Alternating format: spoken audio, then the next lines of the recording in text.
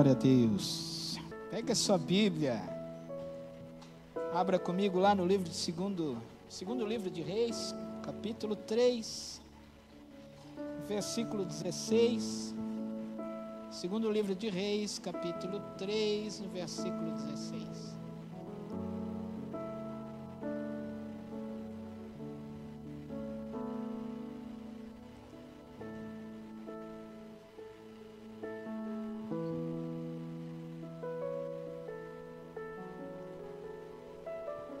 Glória a Jesus. Continue adorando ao Senhor. Sempre que vier um glória a Deus, manda ver. Vamos esquentar esse lugar. Eu sou bem do calorzinho. Eu até já falei que eu acho que eu nasci no lugar errado, porque eu nasci em Lages. Eu imagino que Lages essa hora, meu Deus, né? E eu acho que eu devia ter nascido na Bahia,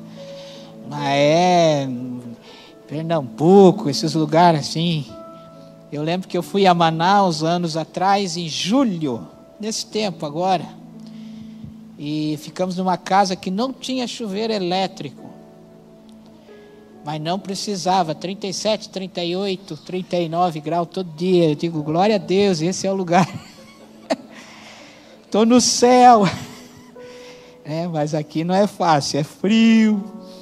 Mas vamos em frente. Quem achou, diga amém. Então está escrito assim: e ele disse, assim diz o Senhor, cavem muitas cisternas neste vale, pois assim diz o Senhor, vocês não verão vento nem chuva, contudo este vale ficará cheio de água, e vocês, seus rebanhos e os seus outros animais beberão. Versículo 20, no dia seguinte, na hora do sacrifício da manhã, a água veio descendo da direção de Edom e alagou a região. Vamos orar? Feche seus olhos. Pai, fala conosco nessa noite, Senhor. Nós queremos ouvir a Tua voz, Senhor. Nós queremos, Senhor, ser ministrados, Senhor, pela Tua voz nessa noite. Precisamos, Senhor, mais do que querer, nós precisamos ouvir a Tua voz. É a Tua voz, Senhor, que nos ensina o caminho, que nos instrui, que nos traz de volta. Muitas vezes, quando estamos, Senhor, nos desviando do propósito, da vontade, é a Tua palavra, Senhor, a Tua voz que nos traz de volta para o caminho. Então fala conosco nessa noite. Nós repreendemos toda obra contrária que possa estar neste lugar, todo espírito maligno, tudo aquilo que não provém de Deus agora, em nome de Jesus Cristo, eu quero determinar fora deste lugar, e eu declaro cada vida que está aqui livre, liberta, Senhor, para ouvir a Tua voz. Nossos ouvidos estão atentos à Tua voz. Fala conosco, Senhor, glorifica o Teu nome nessa noite, ó Deus, em nome de Jesus, amém. Pode sentar, querido. Eu quero falar nessa noite sobre fé, o tema dessa palavra é água no deserto.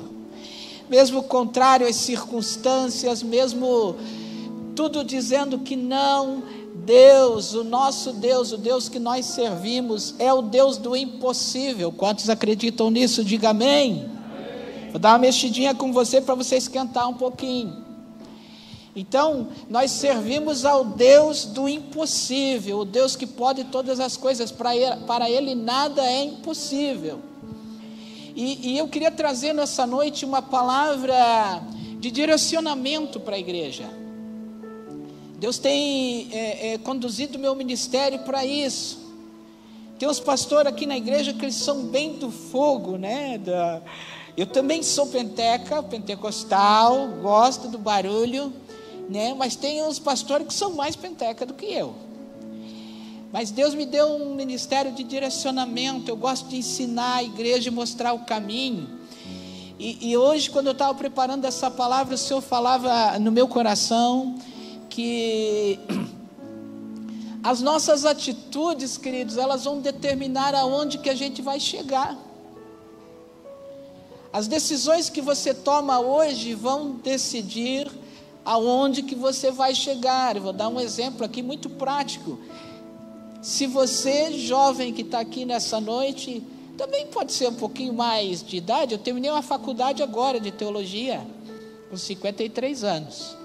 Mas, vamos lá, os jovens que estão aqui nessa noite e querem ser médicos, você tem que tomar uma decisão de um dia ir lá na faculdade, fazer a sua inscrição, né, começar a estudar, e muito, porque vai precisar, né, e essa decisão vai levar você a um dia se tornar um médico, amém?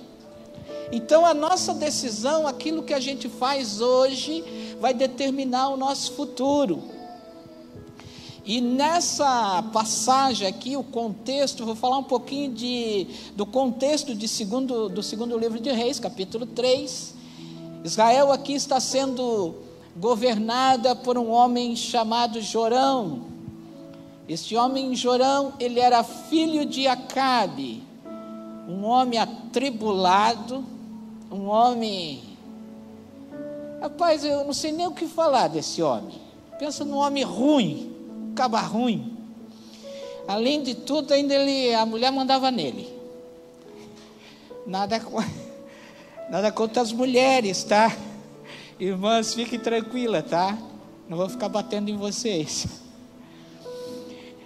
Mas a mulher de Acabe se chamava Jezabel, uma mulher endemoniada, que era adoradora de outros deuses, e ela insere no corpo, no reinado, ali no reino de Israel, essa idolatria a outros deuses, e ela leva Acabe a também adorar outros deuses.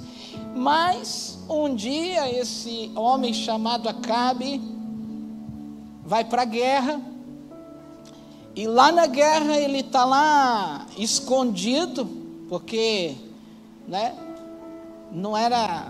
não tinha coragem de enfrentar o inimigo. Ele estava lá camuflado, porque o primeiro a ser abatido normalmente, aqueles que eles mais procuravam, era o rei.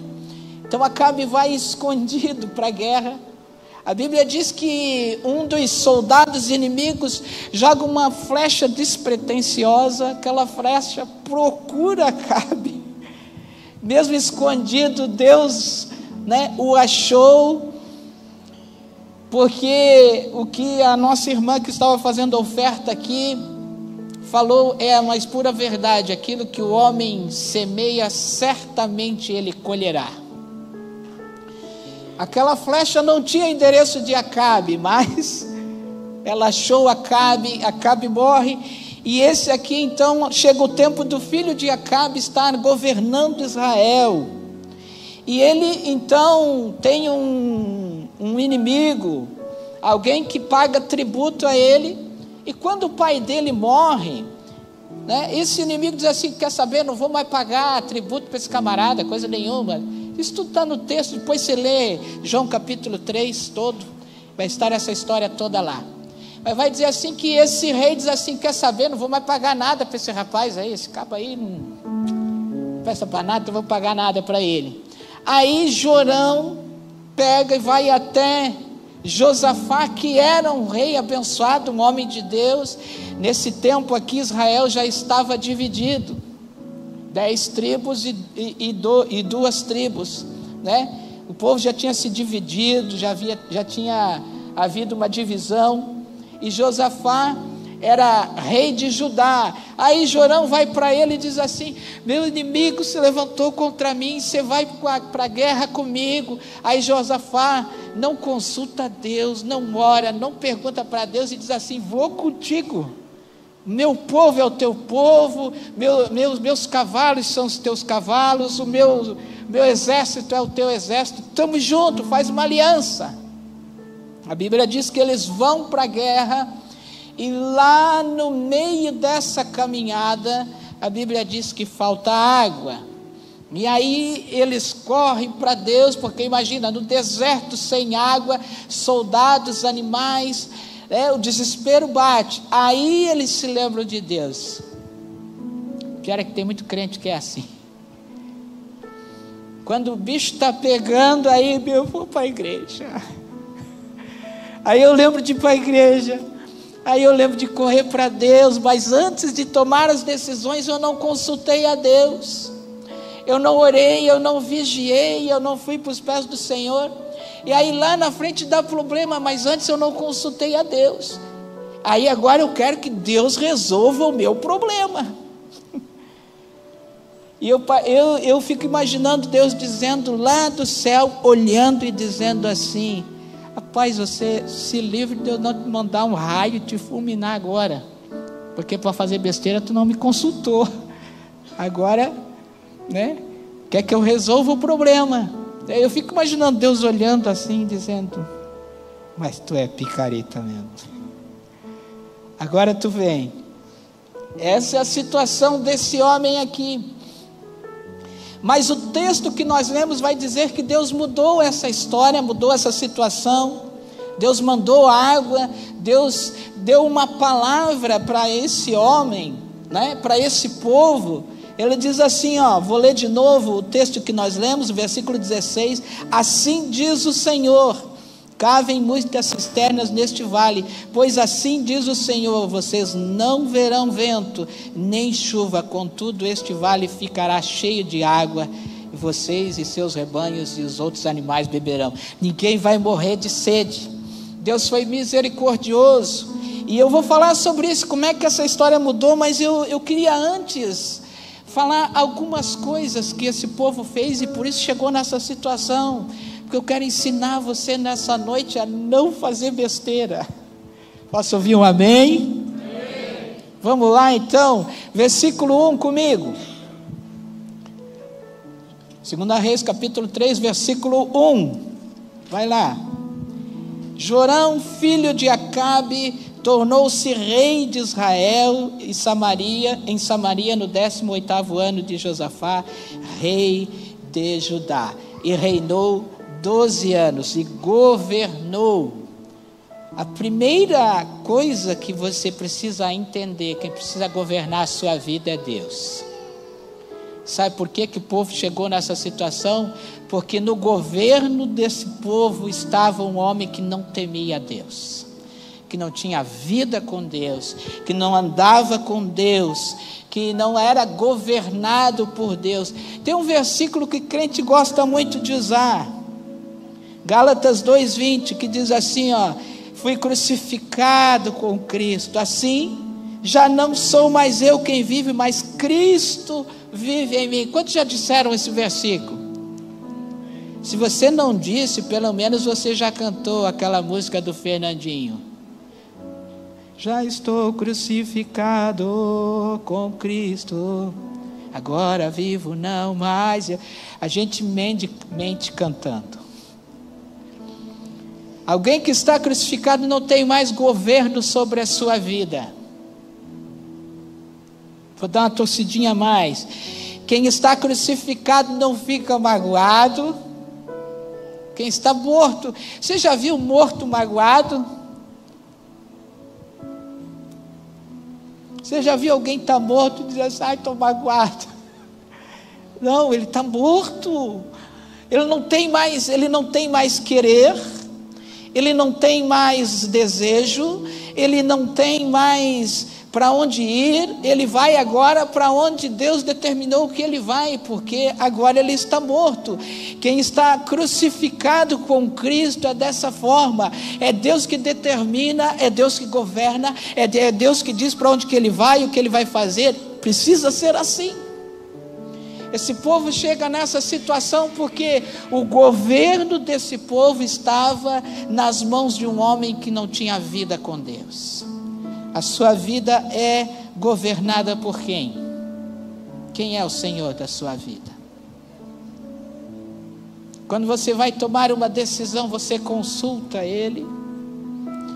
Você pergunta para Deus: Senhor, você está nesse negócio? Você está comigo nessa empreitada? Será que lá na frente não vai faltar água? Eu estou aqui conjecturando, eu não estou aqui falando de água literalmente, mas será que lá na frente não vai dar problema? Será que lá na frente não vai dar errado isso? Porque se você consultar a Deus, pode ter certeza, Deus vai te guiar num caminho de vitória. O problema é que nós achamos que a gente é dono do nosso nariz. Eu costumo dizer isso, e eu gosto muito de fazer apelo para pessoas receberem Jesus, aceitarem a Jesus como Senhor e Salvador da sua vida. Porque a gente quer muito que Jesus seja o nosso Salvador.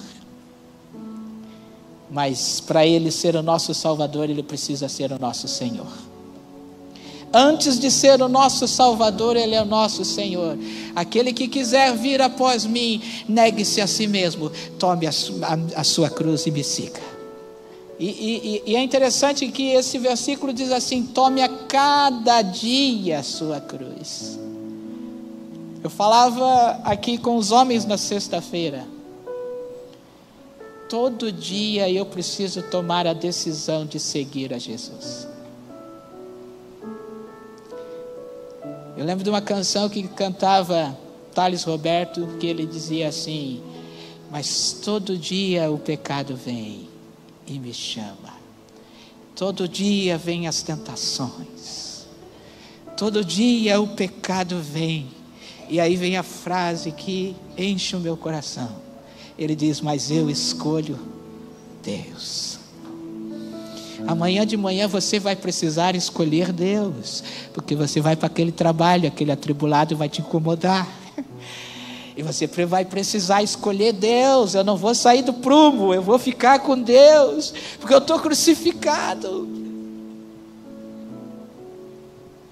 Você que trabalha com público, amanhã vai vir aquele atribulado que acha que funcionário público, alguém que está ali atendendo, é o seu subordinado, o seu servo. Agora, esses dias eu fui numa repartição pública e aí eu vi que tinha lá uma lei na parede, assim, lei, eu não lembro qual que era lá o número da lei, mas agora se você desacatar um funcionário público, pode dar cana. Legal, porque ninguém tem que destratar ninguém.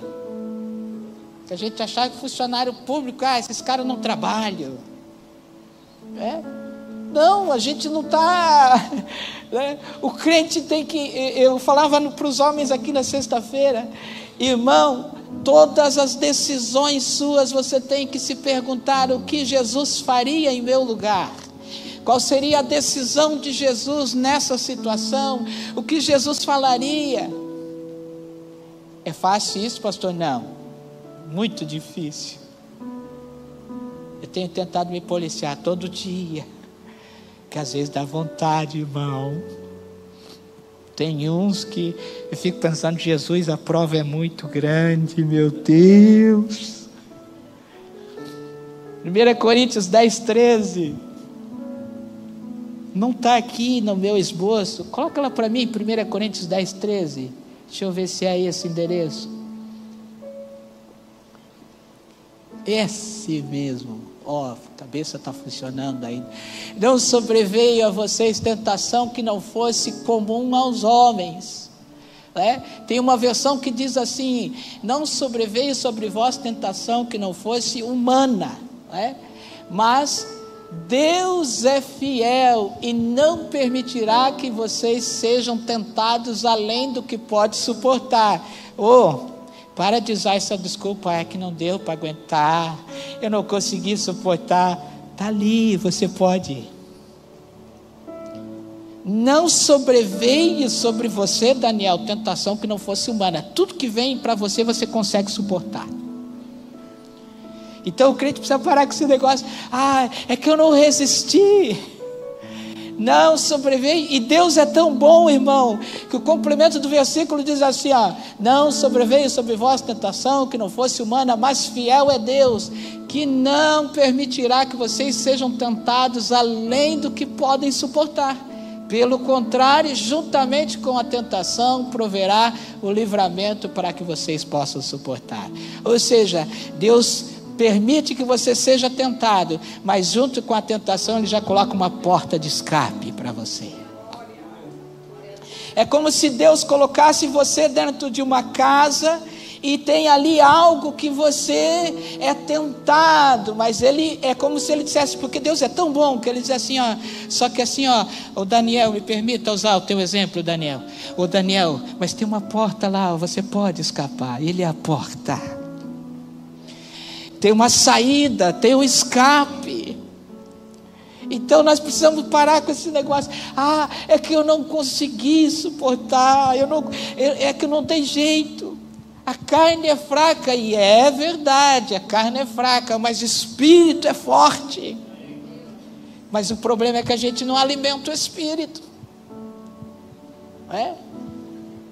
A irmã falou aqui que estava fazendo oferta, quantas cadeiras tem vazias hoje? Alguns dias atrás minha esposa estava pregando, ela disse, se o camarada não consegue vencer as cobertas, será que vai vencer o inimigo? Será que vai vencer a tentação? Vão vir domingos frios tanto quanto esses, irmão. Venha para a casa de Deus, venha para a igreja, venha para a presença de Deus, porque aqui tem remédio, tem saída, tem salvação em nome de Jesus. Você pode dar um aplauso a esse Deus maravilhoso? Glória a Jesus.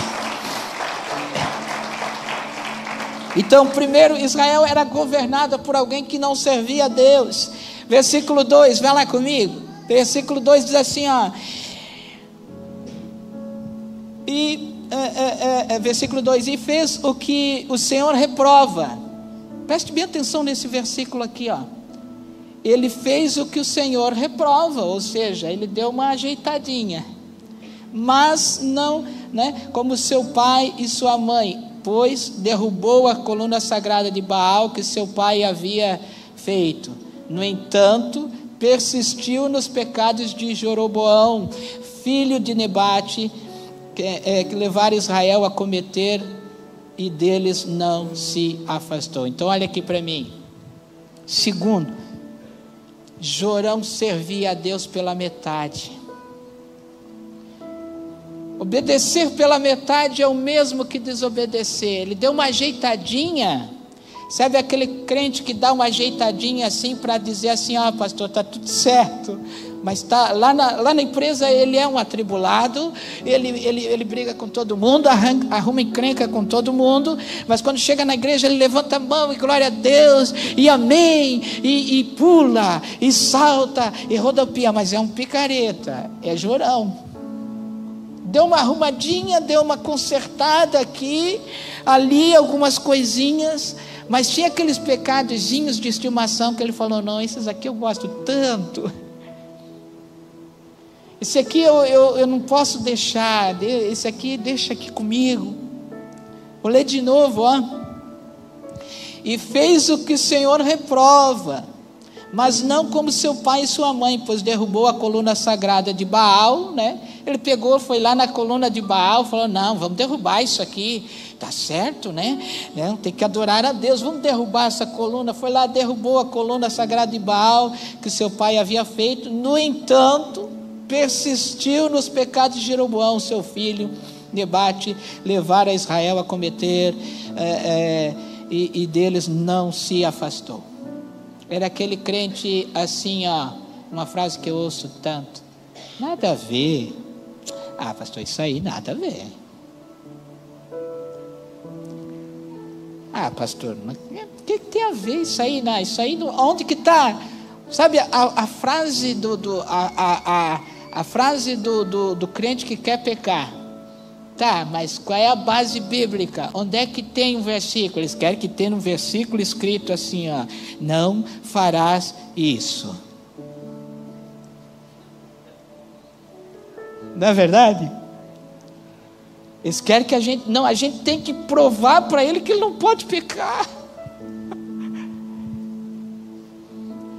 Gente, eu costumo dizer que servir a Deus é tão fácil. É só a gente vir e seguir o caminho. É só seguir. É só andar. É só caminhar. Venha e me siga. Mas aí a gente fica inventando moda, fica inventando coisa. A gente fica tentando arrumar argumentos para a gente pecar. E a palavra de Deus diz que a gente deve ser por inteiro. O Senhor Jesus Cristo, um dia conversando com seus discípulos, Ele explica como que a gente deve amar a Deus e como a gente deve servir a Deus. Mateus 22, 37.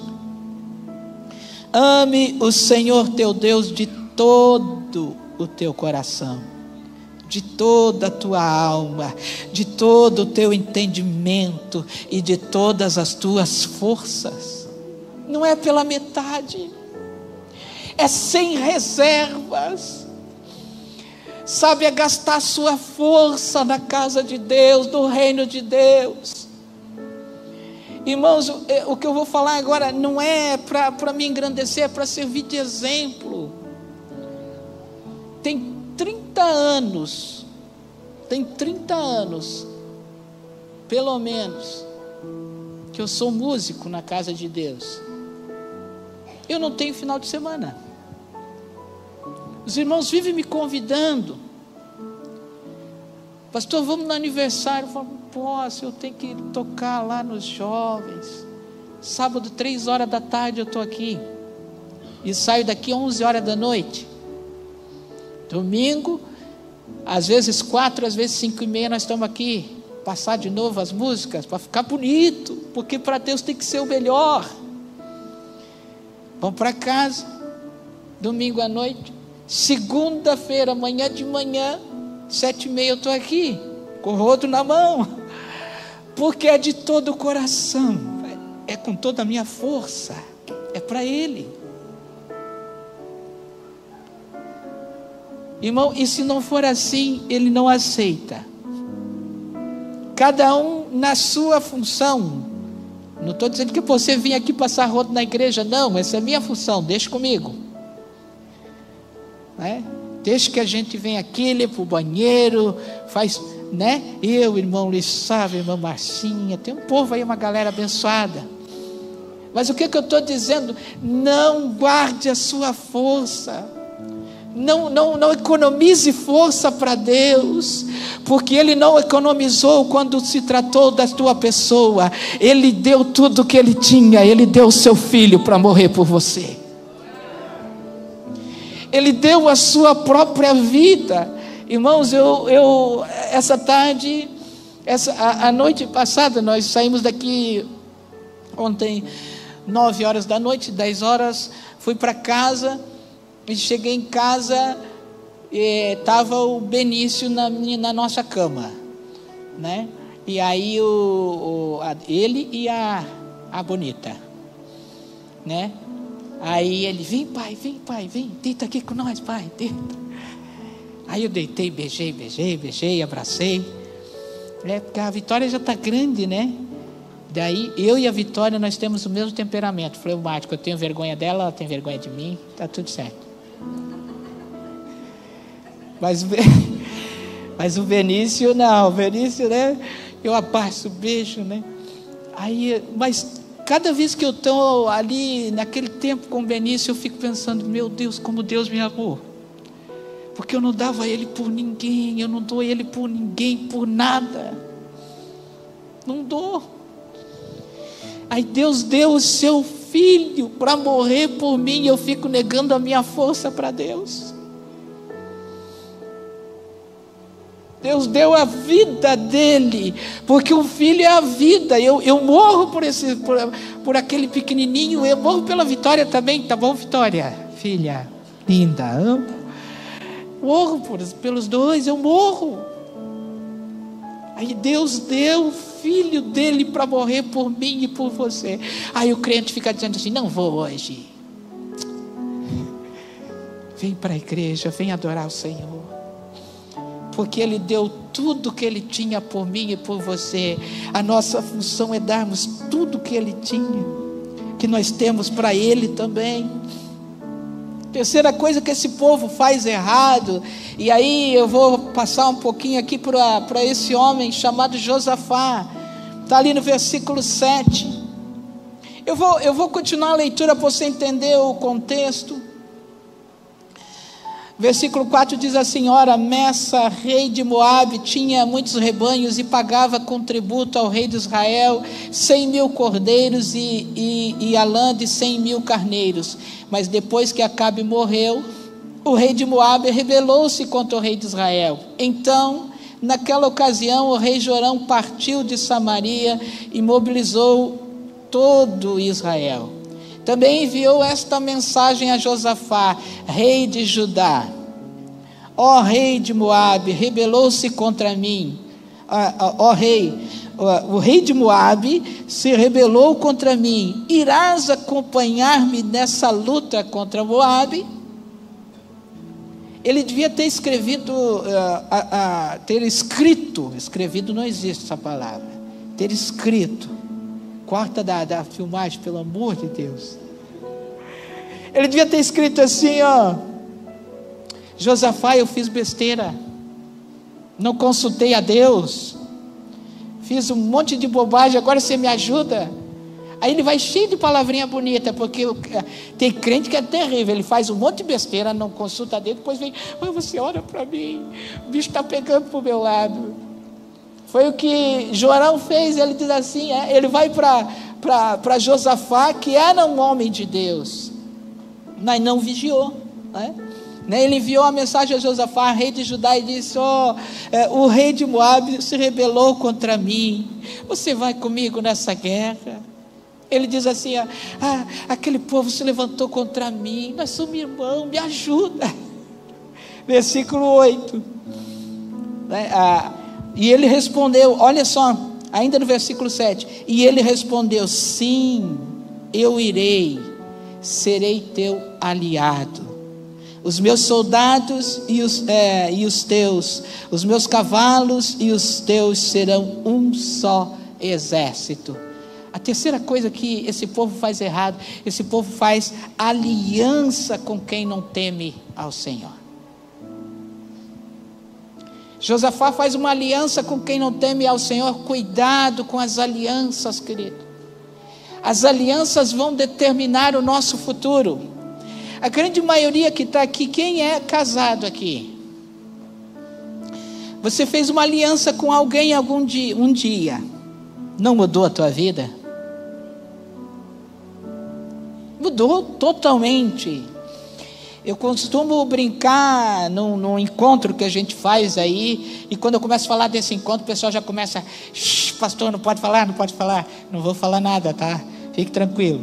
Mas isso que eu vou falar agora eu falo lá, mas não tem problema.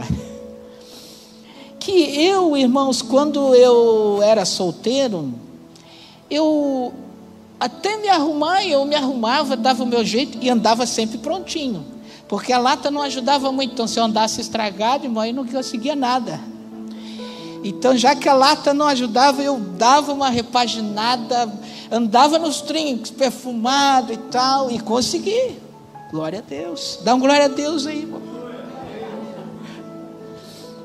Agora, aí eu casei, aí hoje eu me arrumo e eu vou lá para Bonita. Tá bom. Mas eu já me arrumava antes sozinho. Aí quando ela não está, eu vou para a Vitória, que é a nossa estilista, personal style, que a Vitória é moderna. Um dia eu estava falando assim, eu não lembro do que nós entramos, falei de Facebook, ela falou: pai, pelo amor de Deus, Facebook não existe mais, você agora é Instagram. Aí eu até mudei um pouquinho, apesar que assim, tem um povo que me segue, mas eu não posto nada. Eu sou ruim de rede social, não pensa num caba ruim. Um dia até estava conversando com o Mateus, e o Mateus falou para ele: João, vocês têm que ser ativos na rede social, o pastor precisa, que né, a gente faz aí propaganda para a igreja, mas eu sou péssimo de rede social, sou péssimo, eu não fico caçando seguidor, não fico caçando like, eu não quero saber disso aí. E eu quero seguir mesmo Jesus. Esse eu quero seguir. Mas eu sigo uns camaradas aí, tem um povo aí que está me seguindo, eu sigo alguns de volta também, e está tudo certo. Mas aí a Vitória me corrigiu. Falou, não, pai, agora é Instagram. Mas tanta coisa mudou, depois vieram os filhos, por causa dessa aliança. Irmãos, uma coisa é o casamento antes dos filhos, outra coisa é depois. Muda tudo. Eu já disse aqui que para mim mudou para melhor, né?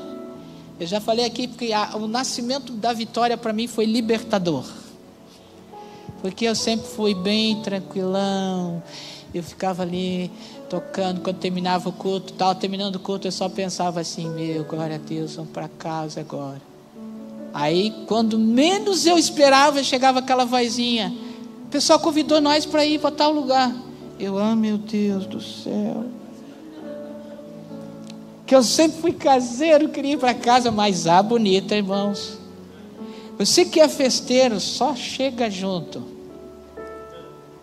Pensa numa pessoa que gosta de festa, essa bonita. E eu não sei, olha, dizem que os opostos se atraem, é verdade.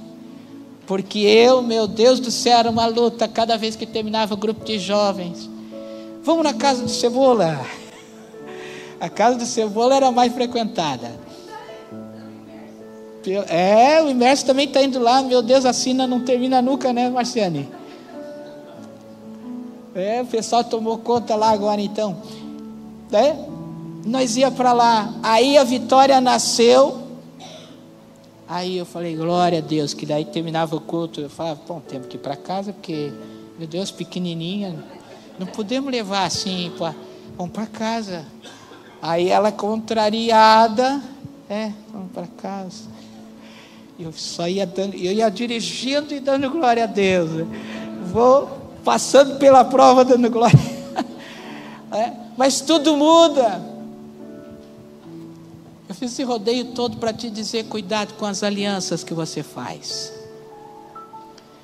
Cuidado com quem você deixa entrar na sua vida. Você que é solteiro, que está aqui nessa noite, menina, não casa com atribulado, depois você vai passar trabalho. Mas ele é tão lindo. É lindo. Eu também era.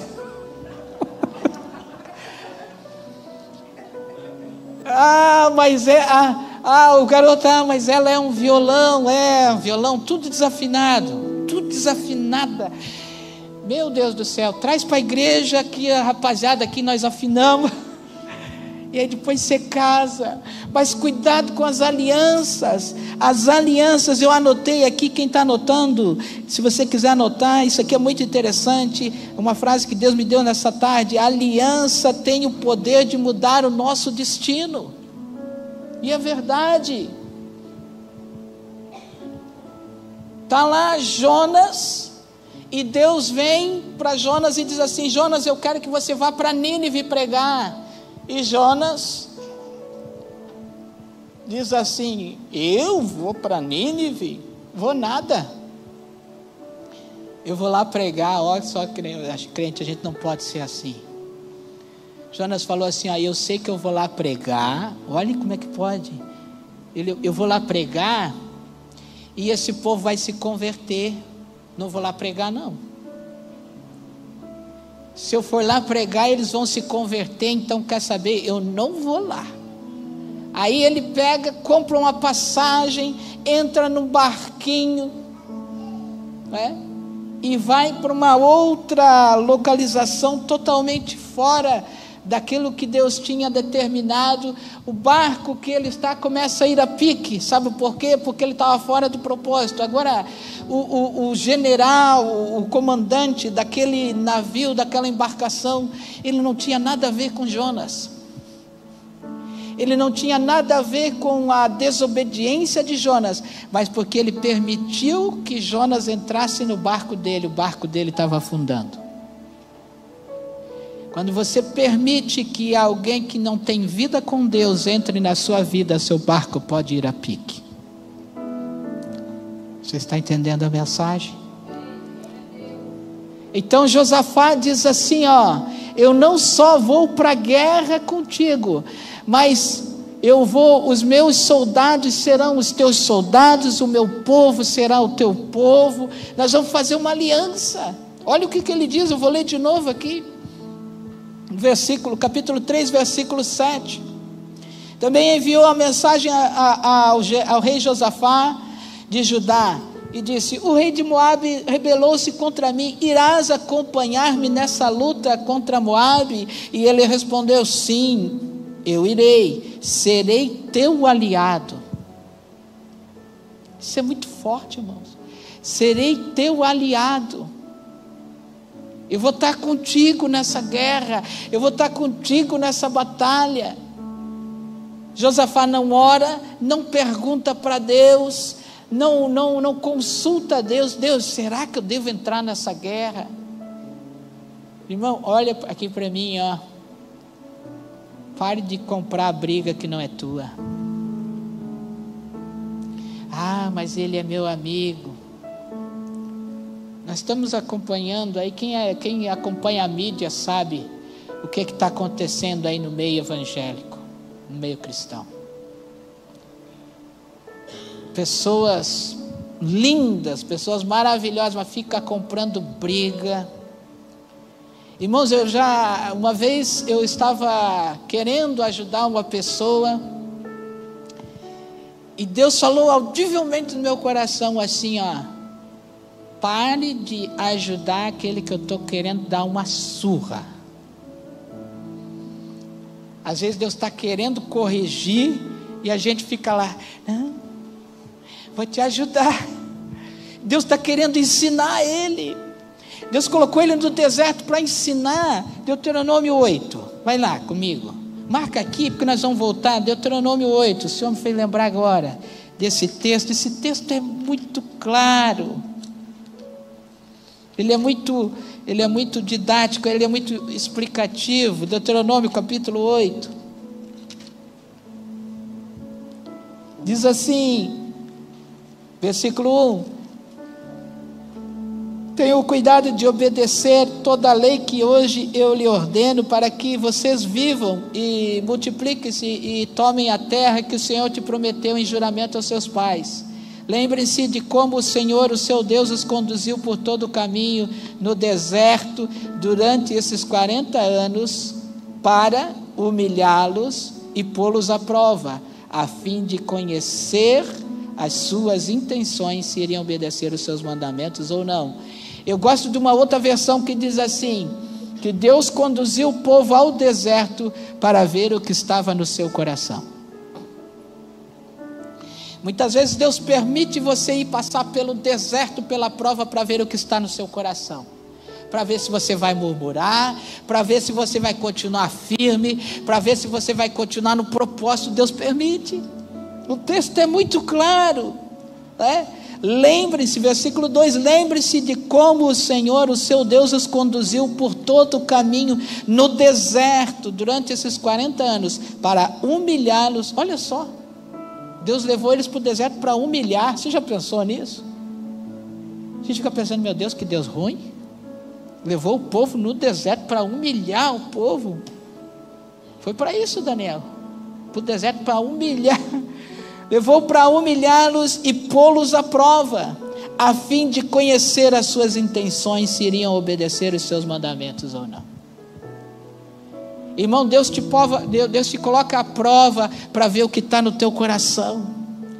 Deus te coloca à prova para ver as intenções, aquilo que está no teu coração, se você vai continuar firme na presença de Deus.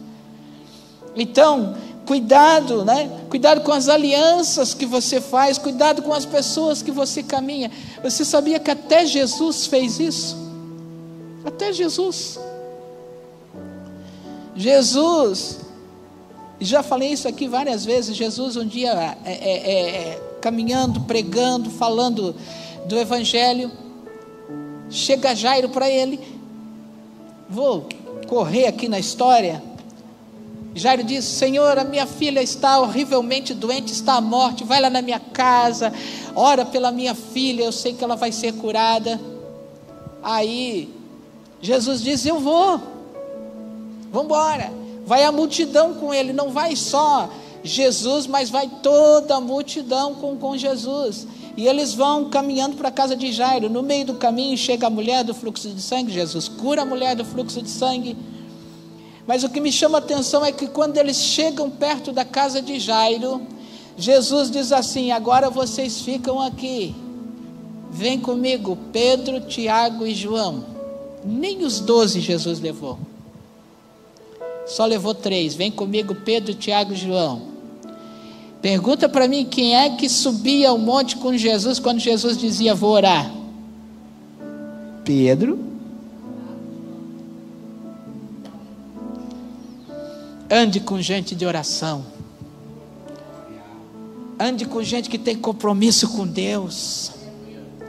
Se o próprio Jesus fez isso, ele disse, vem comigo, Pedro, Tiago e João. Sabe por quê? Quando Jesus está indo para a casa de Jairo, vem a notícia, Jesus não precisa mais ir, a menina morreu. Um dos servos da casa de Jairo vem e diz assim, não incomode mais o mestre, a sua filha já morreu. Aí Jesus diz assim, agora precisa, irmãos, tem momentos na nossa vida que precisa de mais fé, de mais oração. Por isso você não pode ficar andando com gente que não tem conta com Deus, com gente que só vive falando mal dos irmãos da igreja.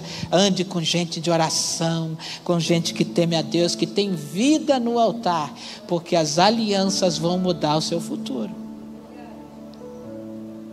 As alianças têm o poder. Quando nós fazemos uma aliança, quando nós entregamos a nossa vida para Jesus, você fez uma aliança. Essa aliança mudou o teu futuro. Você tinha a morte eterna. Hoje, por causa da aliança que nós temos com Jesus, nós temos a vida eterna em Cristo Jesus. A aliança nos permitiu isso. Então, nós precisamos cuidar muito da aliança que nós fazemos. Vamos em frente, versículo 8 e 9, lá de 2 Reis, capítulo 3. Mais uma direção para a igreja. Vou recapitular aqui.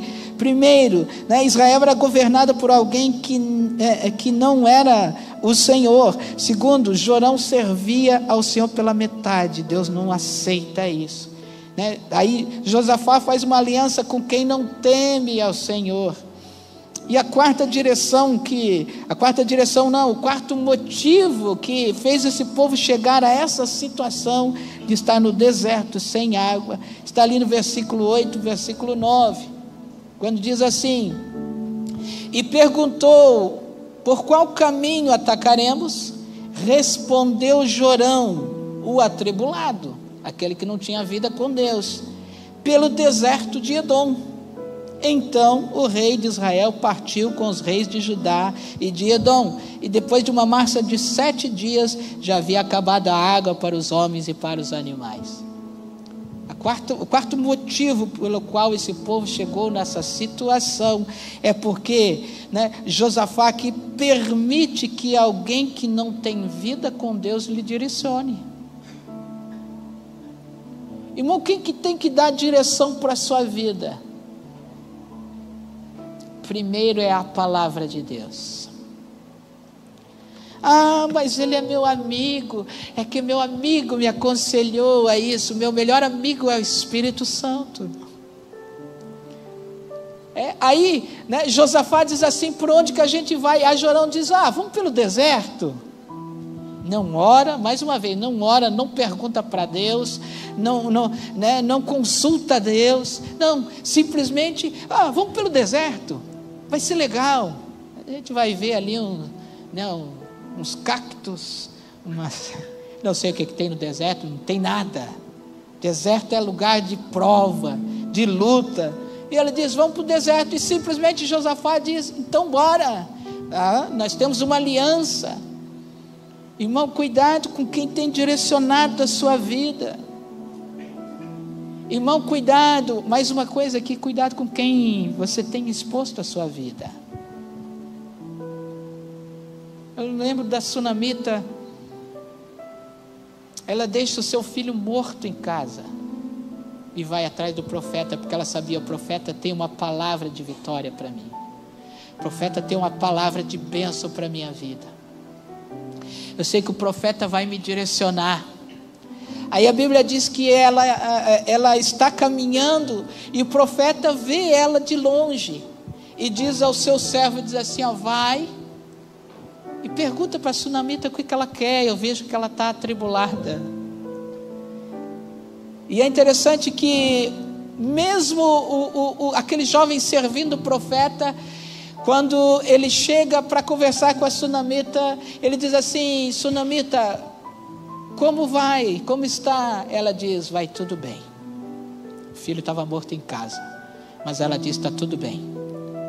Sabe por que aquele servo do profeta não podia ajudar ela? Pare de ficar contando a sua vida para todo mundo. Fica abrindo a sua vida para todo mundo, gente que não pode te ajudar, gente que não tem vida com Deus, gente que vai aproveitar muitas vezes aquilo. Aqui não acontece isso, mas para de ir no Facebook, agora é Instagram, tem gente que mandando recadinho, irmão, aí todo mundo que lê aquilo ali fala, tá feia a coisa lá, o bicho está pegando. Porque o crente não sabe ir para os pés do Senhor, tem que ir para a rede social. Tem gente que não cuida do seu nariz e quer cuidar dos outros. Não, ao invés de correr para o Facebook, corra para os pés do Senhor, corra para a palavra de Deus, corra para a presença de Deus. Aí, Josafá permite que alguém que não tem vida com Deus direcione a sua vida, conduza e diga para onde que ele tem que ir. A quinta e última situação que levou o povo a chegar a essa situação está ali no versículo 10. Exclamou então o rei de Israel, e agora? Será que o Senhor ajuntou a nós os 3 reis para nos entregar nas mãos de Moabe? Quer dizer, ele faz um monte de besteira, daí ele diz assim, agora nós temos que achar um culpado. Acho que foi o Senhor. Tem um monte de gente que é assim. Sempre tem que ter um culpado. Aliás, me permitam usar essa palavra, esta palhaçada começou lá no jardim. Deus veio e falou assim, Eva, o que tu fez? Adão, o que você fez? Porque Adão é o sacerdote. Homem que está aqui, você é responsável pelo seu lar. O que acontece lá dentro, você é responsável. Você é responsável pela sua casa. Você já leu a palavra? Eva é que peca, mas Deus não vai cobrar Eva. Deus vai para Adão e diz assim, Adão, o que aconteceu, meu irmão? Está vendo, homens? O bicho não é fácil para nós. A gente é sofrido, né, Daniel? Meu Deus. Essas mulheres têm que amar muito a gente. Aliás, desde o casamento, o casamento é assim, as mulheres sejam submissas aos seus maridos. Já os maridos amem a sua esposa, assim como Jesus Cristo amou a igreja e por ela se entregou. Nós homens, se for preciso, tem que morrer por elas. O Pedro saiu, Eu ia perguntar para o Pedro se ele ainda está disposto. Tem que morrer, se for preciso, pela sua esposa. O homem é responsável pelo seu lar. Então Deus vai cobrar. Deus não cobra de Eva, Deus cobra de Adão. Diz Adão, o que você fez? Aí Adão diz assim, a mulher que tu me deste. Então ele diz assim, tem 2 culpados aqui, mas menos eu. Tem a mulher e foi o Senhor que me deu essa encrenca. Então, eu não sou culpado. Aí o Senhor escolhe o Senhor ou a mulher que o Senhor me deu. Aí esse povo, em vez de tentar achar a solução, eles ficam tentando achar um culpado para a situação, né? Provérbios 16:3 diz assim: consagre ao Senhor tudo que você faz, os seus planos serão bem-sucedidos. Quando nós consagramos a Deus os nossos planos, os nossos projetos, eles são bem-sucedidos. Vamos dar uma corridinha aqui, eu quero falar de atitudes que vão mudar essa situação. Atitudes que fizeram com que Israel tivesse essa situação mudada. Versículo 11 começa a mudar essa situação. Primeira atitude aqui, quer mudar a situação? Eu não sei a situação que está passando na sua vida. Talvez você esteja aqui nessa noite passando por lutas, por provas, por adversidades. Não literalmente como o povo de Israel, mas está passando por um deserto tanto quanto. Versículo 11 começa aqui, então, uma direção para a sua vida. Mas Josafá perguntou: será que não há aqui profeta do Senhor para que possamos consultar o Senhor por meio dele? A primeira atitude no dia da adversidade é: procure o Senhor. Quando Josafá, que era um homem temente a Deus, diferentemente de Jorão, né, se vê nessa situação, ele diz assim: espera aí, eu entrei nessa guerra e eu nem consultei a Deus. A primeira atitude é: vamos consultar a Deus, vamos chamar um profeta, vamos chamar alguém que ouve a Deus, e essa pessoa vai então nos direcionar, porque ele sim tem o melhor caminho para nós. Eu não sei o que você está passando, mas vá para os pés do Senhor nessa noite e diga: Senhor, o que eu preciso fazer? Muda a minha história, muda a minha sorte, muda essa situação. Foi o que Josafá faz. E Jeremias 33:3, há uma promessa de Deus sobre a minha vida, sobre a sua vida. Diz assim: clame a mim e responder-te-ei. O que ele está dizendo? Se você clamar, eu vou responder. Clame a mim e responder-te-ei, e lhe direi coisas grandiosas e insondáveis que você não conhece. Irmão, quando nós vamos para a presença de Deus, Ele nos atende. Eu estava preparando essa palavra e eu lembrei daquela canção que a gente canta: se eu me humilhar diante do teu altar e sacrificar aquilo que me custar, tu inclinarás os teus ouvidos para o meu favor, para a minha vida. O Senhor está com seus ouvidos atentos à sua voz. O Senhor está com seus ouvidos atentos àquilo que você vai clamar.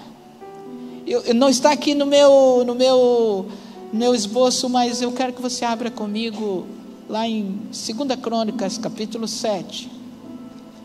2 Crônicas, capítulo 7. Me ajuda ali, pessoal do projetor. 2 Crônicas, capítulo 7. Já vou terminar essa mensagem, irmãos. Fique tranquilo. 2 Crônicas, capítulo 7. Olha que lindo o versículo 15. Diz assim, de hoje em diante, os meus olhos estarão abertos e os meus ouvidos atentos às orações feitas neste lugar.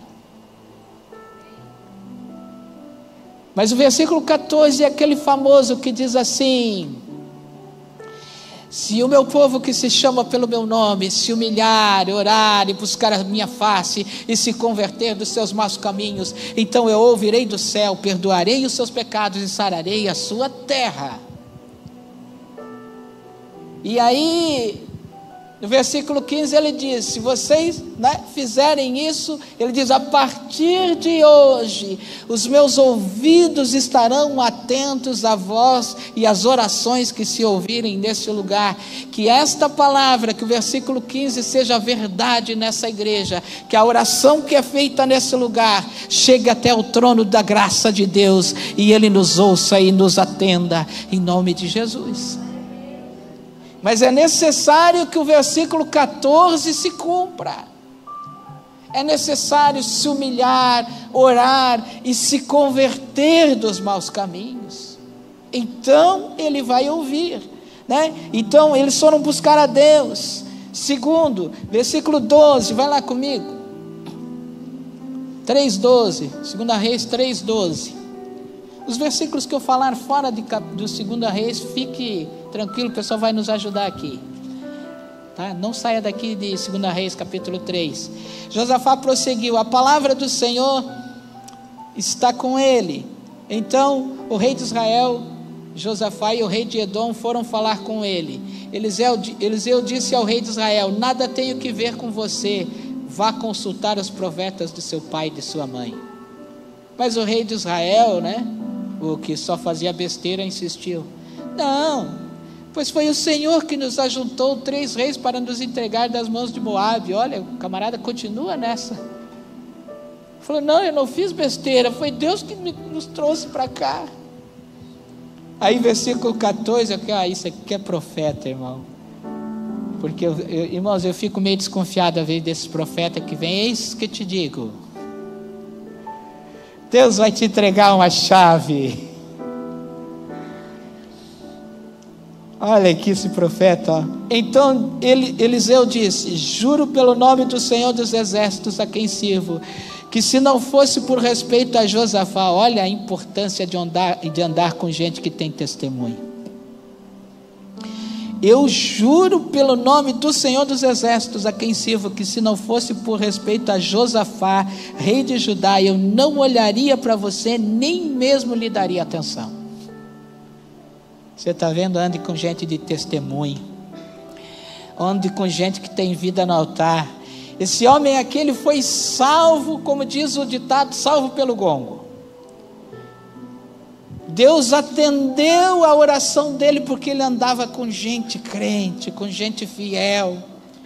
Aí Eliseu diz assim: ó, camarada, sabe o que você faz? Vai para os profetas do teu pai e da tua mãe, aqueles atribulados lá, vai lá ver se vocês conseguem resolver. Eliseu era João Batista. Quer dizer que agora o bicho pegou, agora você veio, né?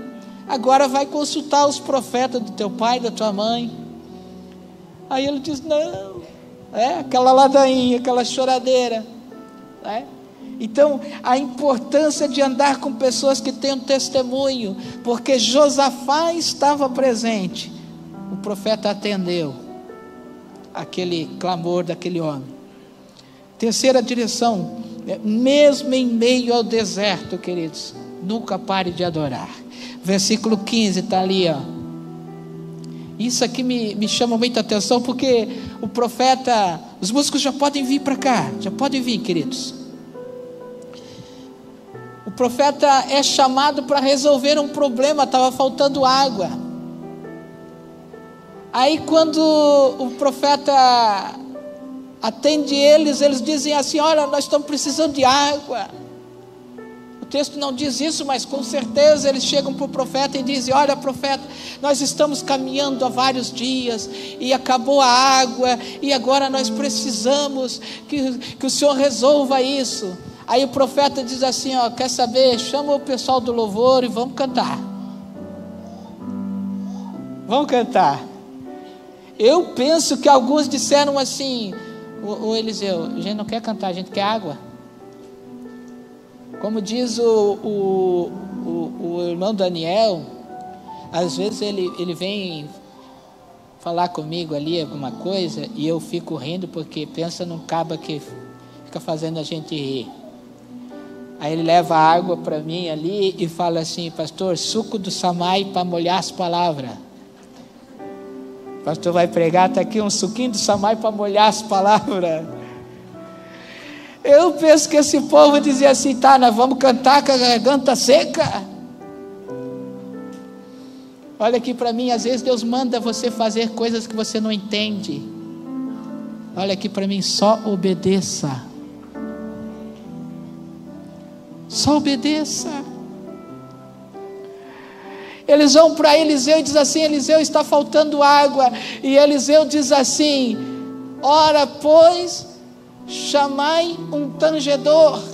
Versículo 15: Mas agora tragam-me um arpista. E enquanto o arpista estava tocando, o poder do Senhor veio sobre Eliseu. Olha aqui para mim, olha, você está vendo o poder da adoração? Estava tudo indo de mal a pior. Aí Eliseu diz assim: quer saber, vamos adorar ao Senhor, vamos cantar uma canção, vamos levantar e exaltar o nome do Senhor. Me tragam um tangedor, me tragam um arpista, vamos cantar, vamos adorar ao Senhor, porque a adoração tem o poder de mudar a atmosfera à nossa volta. A adoração tem o poder de mudar o ambiente. E a adoração tem o poder de trazer a presença de Deus. Irmão, você pode estar passando pelo pior momento da sua vida. Quando você levanta a sua voz e começa a adorar, Ele vem. A palavra de Deus diz lá em Salmo 22, versículo 3: porém tu és santo, o que habita entre os louvores do seu povo. Deus habita no meio dos louvores. Na verdade, aquele povo talvez não entendeu a palavra de Eliseu, mas Eliseu sabia. Eliseu tinha intimidade com Deus, e Eliseu sabia: Deus habita no meio dos louvores, vamos cantar, vamos adorar ao Senhor. E no dia da adversidade, continue adorando. Como dizia a nossa irmã Ludmila Ferber, nunca pare de lutar, nunca pare de adorar. Em tempos de guerra, nunca pare de adorar. Não baixe a guarda, continue a lutar. O inimigo não vai parar e não vai desistir nunca. Se você continuar murmurando no dia da prova. Eu não preciso citar aqui Atos capítulo 16, versículo 25, vai dizer: por volta da meia-noite, Paulo e Silas cantavam e louvavam ao Senhor, e os outros presos escutavam. Eu já preguei outro dia aqui. Por volta da meia-noite, Paulo e Silas estavam orando e cantando hinos a Deus, e os outros presos escutavam. Se os outros presos escutavam, é porque eles estavam presos, açoitados, estavam numa prisão, estavam ali perecendo, mas eles levantam a sua voz e começam a adorar, porque a adoração tem o poder de quebrar grilhões, de quebrar cadeias. E que me chama a atenção nesse texto, que ainda está ali, é o final do texto que diz: e os outros presos escutavam. Porque a adoração que muda as circunstâncias não é a adoração que fica presa nessas quatro paredes, mas a adoração que muda as circunstâncias é a adoração que vai contigo 24 horas por dia, 7 dias por semana, 365 dias por ano. A sua vida precisa ser uma adoração. Aquele profeta diz assim: eu não vou orar para vir água. Nós vamos cantar, nós vamos adorar, porque em meio aos louvores Ele habita. A adoração tem esse poder. E eu quero terminar aqui com o versículo 16. Capítulo 3, versículo 16, que diz assim: ele disse: assim diz o Senhor, cavem muitas cisternas neste vale. Quer que Deus mude a tua sorte, querido? Faça a sua parte. Não fique esperando que Deus faça tudo. Aliás, Deus já fez tudo. Eu já preguei outro dia aqui: Deus já fez tudo que você precisa.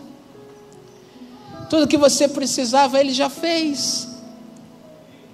Agora a gente fica querendo que Deus faça tudo, que Deus mude a nossa sorte, mas que Deus vai lá cavar. Você precisa cavar os poços, E há uma palavra, isso aqui é por fé, eu quero terminar com isso. A igreja pode ficar de pé no seu lugar. Fica de pé no seu lugar, mas entenda essa palavra, porque assim diz o Senhor: vocês não verão vento, vocês não verão chuva, contudo este vale ficará cheio de água, e vocês e seus rebanhos e os seus animais beberão. Sabe o que o Senhor está dizendo? A partir de agora é pela fé.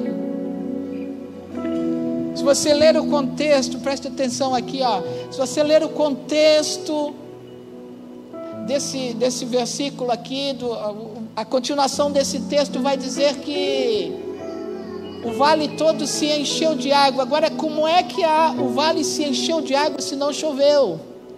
O texto é bem claro: vocês não verão chuva, vocês não verão vento. Imagine agora a água brotando da terra. Você já viu isso? A água começou a borbulhar pela fé. Irmãos, eu já preguei aqui outro dia também. Tem situações, irmãos, que Deus vai abrir o mar para você, que Deus vai abrir o mar para você passar. Mas tem situações que Deus vai dizer para você assim, ó: coloca o pé que o mar vai abrir. Quando o povo de Israel foi passar o mar vermelho, Deus abriu o mar. Mas quando chegou no Jordão, Deus disse para o povo: diga para os sacerdotes. Ele diz assim: Josué, diga para os sacerdotes que eles coloquem o pé no mar quando eles estiverem com a arca nos ombros. A diferença não estava no pé dos sacerdotes, a diferença estava na arca, que é a presença de Deus. Quando a presença de Deus está com você, você coloca o pé e o mar se abre. Hoje é o tempo de nós rompermos em fé. Eu não sei o que você está passando, você que está aqui nessa noite. Talvez você esteja como o povo de Israel num deserto. Um deserto sem água, num deserto sem saída. O Senhor te trouxe aqui nessa noite para ouvir essa palavra. Se você está aqui nessa noite e precisa que Deus mude a tua sorte, que Deus mude, que Deus faça com que a água brote no deserto, quero te convidar, sai do seu lugar. Talvez você está passando por uma luta terrível, um deserto terrível. Você precisa que Deus venha e intervenha nessa situação. Quero convidar você, sai do seu lugar, vem aqui na frente, eu quero orar com você. Os pastores vão orar com você, vão abençoar a sua vida. Deus vai fazer com que rios brotem no deserto. Nosso Deus é o Deus do impossível. Nosso Deus é o Deus que faz milagres. Quero pedir para a pastora Patrícia só ungir essas duas vidas. Só ungir. Nem precisa. Pastora Terezinha, pastor José também está, mas nem precisa. Se você está no seu lugar, você precisa dessa oração. Eu não sei o que você está passando, mas eu sei que Deus quer mudar a sua vida, quer mudar a sua história. Deus quer mudar essa situação. Essa situação não pode perdurar. Eu estava ministrando aos homens essa sexta-feira, e o Senhor me fez lembrar de João capítulo 10, versículo 10. Esse texto diz assim: o ladrão não vem senão para roubar, matar e destruir. Você está vendo como tem mais gente? Aí Jesus diz: mas eu vim para que vocês tenham vida e vida com abundância. Deus não te chamou para você viver no deserto. Deus não te chamou para você viver sofrendo e perecendo. Deus te chamou para que você tenha vida e vida com abundância. Vou precisar agora, pastores, vou precisar agora. Se quiserem me ajudar, por favor, só ungir. Eu vou orar aqui de cima. Nós vamos determinar a bênção aqui de cima. Eu queria que os pastores ungissem essas vidas que estão aqui. A igreja feche os olhos e nos ajude em oração e intercessão por esses irmãos. Pai, em nome de Jesus. Nós oramos, Senhor, por essas vidas, Senhor, que estão aqui na frente, Senhor, e o Senhor sabe a luta de cada uma delas. Deus, no nome de Jesus Cristo, intervém agora, papai. Deus, em nome de Jesus, Pai, vem agora, Senhor, com salvação, vem com cura, vem com restauração. Deus, em nome de Jesus, nós agora te pedimos, intervém, Senhor, intervém nessa situação. Quebra, Senhor, alianças agora que foram feitas, Senhor. Quebra alianças, Senhor, erradas. Quebra, Senhor, desfaz agora toda obra do inimigo. Desfaz agora toda obra do diabo. Nós quebramos através da palavra de Deus, que diz que nenhuma arma preparada contra nós vai prevalecer. Em nome de Jesus, aqui está reunida a tua igreja. Tua palavra diz que as portas do inferno não prevalecerão contra a tua igreja. E em nome de Jesus, nós agora profetizamos e determinamos: não vai prevalecer. Não prevaleça, em nome de Jesus. Senhor, cura, em nome de Jesus, restaura, traz salvação, traz cura, restauração, em nome de Jesus. Nós abençoamos, Senhor, estas vidas, determinamos o milagre, nós determinamos a cura, nós determinamos salvação, em nome de Jesus. Essa palavra é para toda a igreja. Versículo 24 vai dizer assim: quando porém os moabitas chegaram ao acampamento de Israel, quando o inimigo chegar lá na tua casa hoje, vai acontecer isso aqui, ó. Os israelitas os atacaram e os puseram em fuga, entraram no território de Moabe e o arrasaram. Quando o inimigo chegar na tua casa, você vai colocar ele para correr em nome de Jesus, porque hoje você já recebeu a palavra de vitória em nome de Jesus.